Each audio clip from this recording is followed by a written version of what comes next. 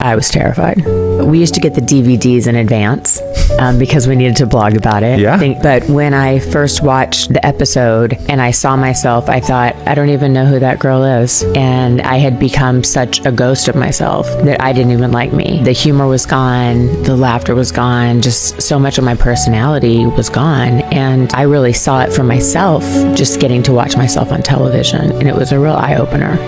There is life after.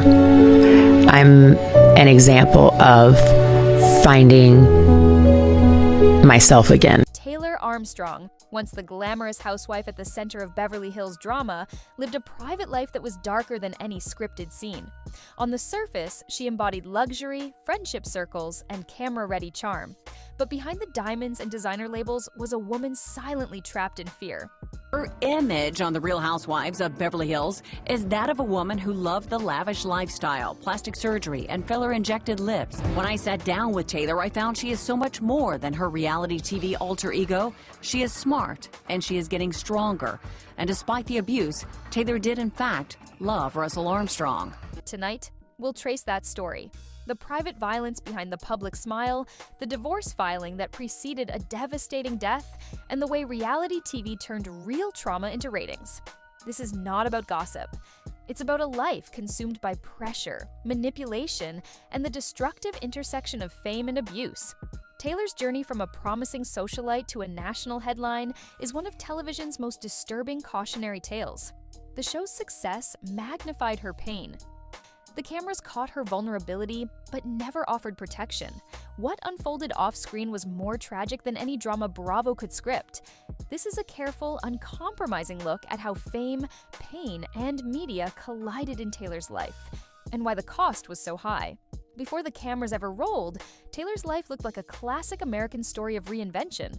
Born Shauna Hughes in Kansas, she later changed her name to Taylor Ford, a symbol of starting fresh and aiming higher. She was intelligent, socially ambitious, and determined to build a better life.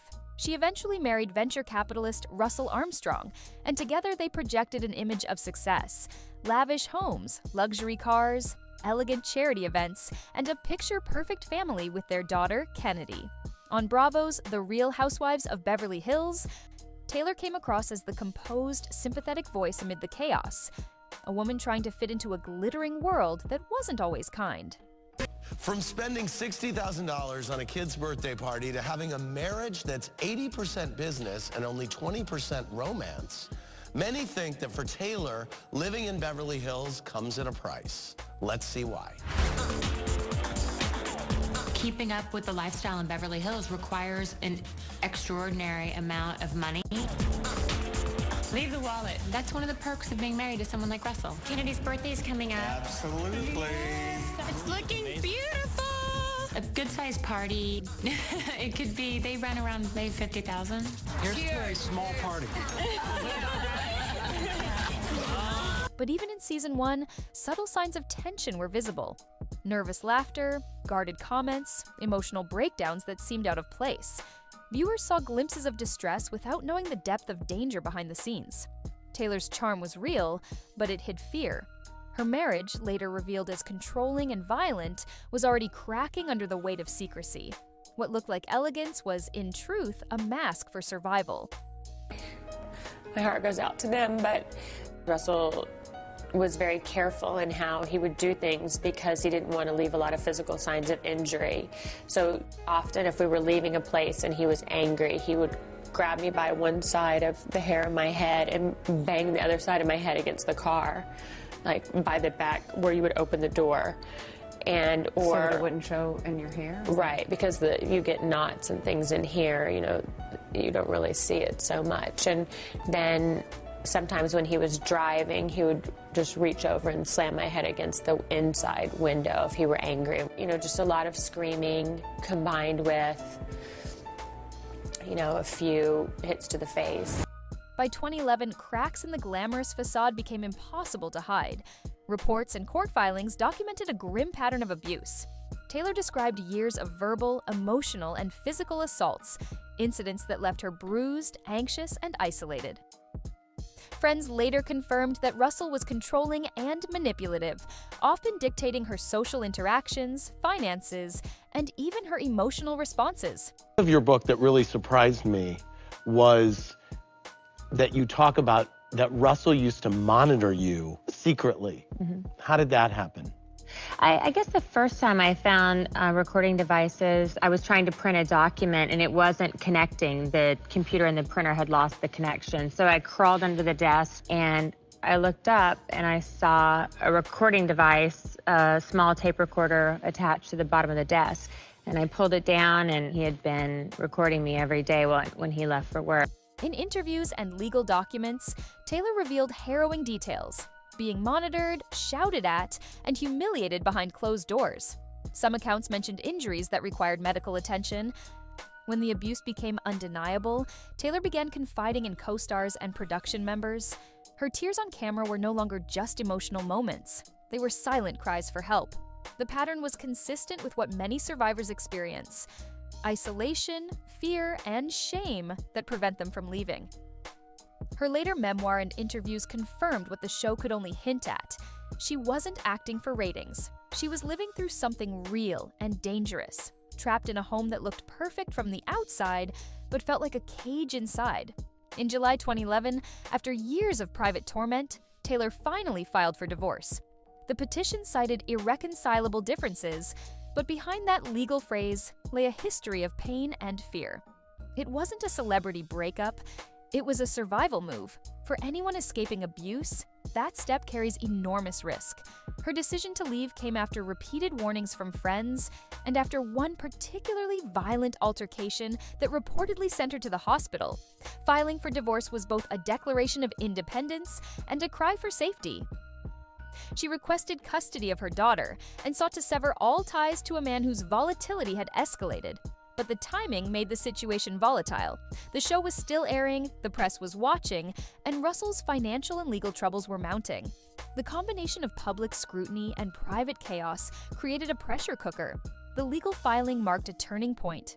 Not the end of conflict, but the beginning of a much more tragic chain of events that the cameras would soon frame as reality. Suicide. Do you think the two were related? I have no idea what the link is. There are people that think there's more to it than I know, and they've asked me to come and meet with them. I hate to say it, but it would give me great solace to think that this was at the hands of someone else, as opposed to my husband being in such despair that he took his own life. Oh, so you think that there's a possibility that this could be a murder? We're gonna have to stop. So having discovered him, what's your gut? He was such a tough guy, and I find it really hard to believe that someone could convince him to do something he didn't want to do without a pretty significant fight. Barely a month after the divorce filing, in August 2011, Russell Armstrong was found dead by suicide in a Los Angeles home. The news broke like a bomb across entertainment media. Fans of The Real Housewives of Beverly Hills were stunned. Producers scrambled to respond. Reports revealed that Russell was drowning in lawsuits and financial ruin. The public exposure of abuse allegations, combined with legal stress and humiliation, created unbearable pressure. Taylor was devastated, but also terrified. The sudden death left her facing grief, guilt, and relentless judgment, all under the world's gaze. Taylor's reaction was intensely human, but the public treated it as another episode to dissect. When Bravo aired the next season, the tragedy became part of the storyline. The show's glossy editing couldn't soften the reality that a man was dead, a woman was traumatized, and a child had lost her father. It was no longer entertainment. It was devastation broadcast in real time. Reality television thrives on emotion, and Taylor's pain became its most marketable storyline. The show replayed moments of her crying, struggling, and being comforted by castmates. Producers packaged her trauma into confessionals and previews. It was compelling television, but at what moral cost?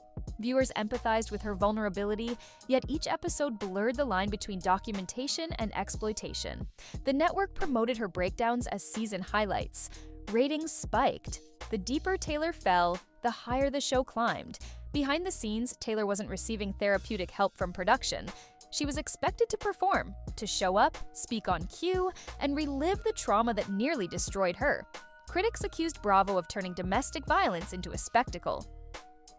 In retrospect, those episodes are difficult to watch. Every tear was genuine, but it was edited into a narrative arc meant to entertain. Taylor's grief was used as content, proof of how reality television can manipulate real human pain for profit. The franchise sold tragedy wrapped in designer fashion, and the audience, knowingly or not, became complicit in consuming it. Outside the show, tabloid media went into overdrive. Newspapers, blogs, and talk shows dissected every detail. The abuse claims, the suicide, the divorce papers. Headlines screamed for attention. Housewife's husband found dead. Shocking end to Beverly Hills marriage. Few paused to ask how the surviving family was coping. The story became public property. Anonymous sources filled gossip pages, and every photo of Taylor was analyzed for clues. The nuance of trauma vanished. She was alternately labeled a victim, a manipulator, or a media opportunist. The speed of the internet made compassion obsolete. Memes circulated of her crying, one of which became a viral reaction image still used online today, stripped of its original pain. The world laughed at a face that had once been crying for help. Amid the chaos, one person bore the deepest scars. Kennedy, Taylor's young daughter. She was barely 5 when her father died, and her mother's abuse became national news. No child should grow up with those memories, yet Kennedy's life unfolded in the shadow of loss and public exposure. Taylor has often spoken about her desperate efforts to protect Kennedy from the media, shielding her from headlines and gossip. But when your life has been broadcast on international television, privacy is nearly impossible. Every replay of old footage risks reopening old wounds. Children of domestic violence often carry silent burdens: fear, confusion, identity struggles, and anxiety. Kennedy's experience reminds us that behind every televised scandal are real families trying to heal. Taylor's journey to rebuild stability wasn't just about personal recovery, it was about creating safety and peace for her child. Years later, Taylor has said her daughter's well-being is her driving motivation. Kennedy's quiet life today, away from cameras, suggests that maybe healing is finally possible, but the scars left by public trauma rarely fade completely. In the years after the tragedy, Taylor began to rebuild her life with remarkable strength. She remarried, refocused her priorities, and found purpose in advocacy. Rather than retreating from the public eye, she used her platform to raise awareness about domestic violence. Her book, Hiding from Reality, became both a confession and a survival manual. Through interviews and appearances, she urged women to recognize red flags: controlling behavior, emotional isolation, financial manipulation, before it escalates. Her openness transformed her from reality star to advocate. Taylor began working with organizations that support abuse survivors, speaking at shelters and fundraisers. Each time she revisited her story, she risked reliving the pain, but she believed sharing it could save lives. Taylor's story forces hard questions about the ethics of reality television. When producers saw signs of distress, did they intervene? Did they offer help? Or did they keep filming because it made for gripping TV? Reality shows profit from conflict, but when that conflict involves real danger, the line between drama and exploitation disappears. Taylor's case exposed a major flaw in the industry: the absence of mental health safeguards. Networks often rely on waiver forms and disclaimers instead of duty of care, but entertainment should never come at the cost of someone's safety. Her experience remains a warning to producers. Ethics must come before profit, and every story filmed should include accountability behind the scenes. The final layer of responsibility belongs to the audience. Every click, share, and view fuels the system. When we consume pain as entertainment, we validate its production. Viewers of The Real Housewives of Beverly Hills didn't intend harm, but fascination with scandal created demand for more. Social media reactions rewarded sensationalism and punished vulnerability. The same public that condemned Russell also mocked Taylor's tears. Taylor's ordeal invites reflection on how audiences can do better. We can demand responsible storytelling, support survivors rather than mock them, and stop equating human suffering with entertainment value. Compassion must replace curiosity. Taylor Armstrong's past isn't just a scandal. It's a mirror showing what happens when fame, abuse, and media exploitation collide. Her life reveals how systems built for entertainment can consume the people inside them. She was failed repeatedly by a partner who inflicted harm, by a culture that romanticized wealth over well-being. and by an industry that turned her breakdowns into marketable content. The tragedy of her husband's death didn't end her story. It exposed the collective failure of everyone profiting from her pain. Yet out of devastation came courage. Taylor's advocacy and survival stand as proof that pain can be transformed into purpose. But the world still owes her, and all survivors, a media environment that respects humanity over spectacle. The lesson is clear: producers must protect participants, networks must act responsibly, and audiences must consume consciously. Reality TV will never disappear, but it can evolve if ethics, empathy, and accountability guide it. Taylor Armstrong's story is not just a cautionary tale, it's a demand for change. Her suffering should never have been entertainment, but her survival can be education. Taylor Armstrong's past is a warning. When private pain becomes public entertainment, everyone loses. Fame fades, but the trauma it exposes remains. We must choose dignity over clicks, because behind every headline is a human life that deserves compassion, not consumption.